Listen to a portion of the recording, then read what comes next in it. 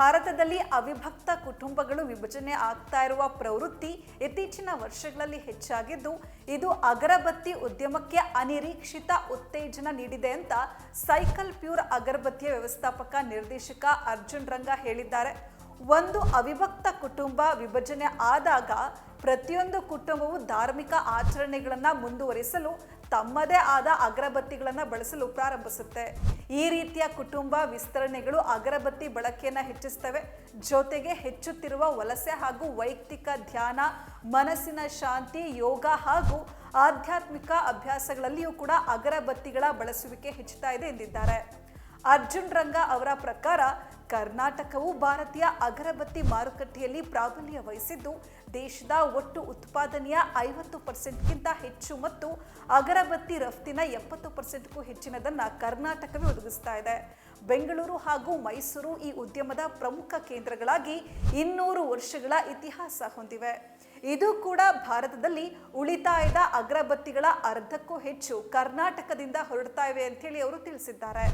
ಅಖಿಲ ಭಾರತ ಅಗರಬತ್ತಿ ತಯಾರಕರ ಸಂಘ ನಡೆಸಿದ ಆಂತರಿಕ ಅಧ್ಯಯನದ ಪ್ರಕಾರ ದೇಶೀಯ ಅಗರಬತ್ತಿ ಮಾರುಕಟ್ಟೆಯ ಗಾತ್ರವು ಸುಮಾರು 8,000 ಕೋಟಿ ರೂಪಾಯಿ.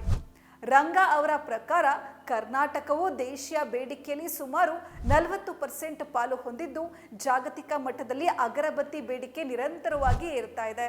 ವಿವಿಧ ರಾಷ್ಟ್ರಗಳಲ್ಲಿ ಪ್ಯಾಕೇಜಿಂಗ್ ಆಗಿ ಕಡ್ಡಾಯ ನಿಯಮಗಳು ಇರುವ ಕಾರಣ ರಫ್ತು ಸಂದರ್ಭಗಳಲ್ಲಿ ಅಡೆತಡೆಗಳು ಎದುರಾಗ್ತಾ ಇವೆ.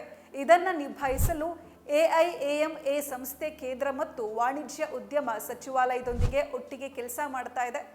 ಇದಿಷ್ಟಕ್ಕೂ ಚೀನಾ ಸೇರಿದಂತೆ ಏಷ್ಯಾದ ಇತರೆ ದೇಶಗಳಿಂದ ತೀವ್ರ ಸ್ಪರ್ಧೆ ಉಂಟಾಗ್ತಾ ಇದೆ. ಇದಕ್ಕೆ ತಕ್ಕ ರೀತಿಯಲ್ಲಿ ಪ್ರತಿಕ್ರಿಯಿಸಲು AIAMA ನವೆಂಬರ್ನಲ್ಲಿ ರಾಷ್ಟ್ರಮಟ್ಟದ ಅಗರಬತ್ತಿ ಎಕ್ಸ್ಪೋ ಆಯೋಜನೆ ಮಾಡೋದಕ್ಕೆ ಯೋಜನೆ ಹಾಕೊಂಡಿದೆ. AIAMA ಅಧ್ಯಕ್ಷೆ ಅಂಬಿಕಾ ರಾಮಾಂಜನೇಯ ಹೇಳಿದಂತೆ ಈ ಎಕ್ಸ್ಪೋ ಉದ್ಯೋಗ ಸೃಷ್ಟಿ, ಕಚ್ಚಾ ವಸ್ತು ಸಂಗ್ರಹಣೆ, ಮಹಿಳಾ ಸಬಲೀಕರಣ ಮತ್ತು ಮಾರುಕಟ್ಟೆ ವಿಸ್ತರಣೆಗಾಗಿ ವೇದಿಕೆಯಾಗಲಿದೆ. ಇದು ಕೇವಲ ಉದ್ಯಮವಲ್ಲ, ನಮ್ಮ ಪರಂಪರೆಯ ಸಂರಕ್ಷಣೆಯೂ ಹೌದು. ಮೌಲ್ಯ ಸರಪಳಿಯಲ್ಲಿ ಸಹಯೋಗ ಮತ್ತು ಜ್ಞಾನ ವಿನಿಮಯವನ್ನು ಉತ್ತೇಜಿಸಲು ಈ ಕಾರ್ಯಕ್ರಮ ಸಹಕಾರಿ ಆಗಲಿದೆ ಅಂತ ಅವರು ಹೇಳಿದ್ದಾರೆ.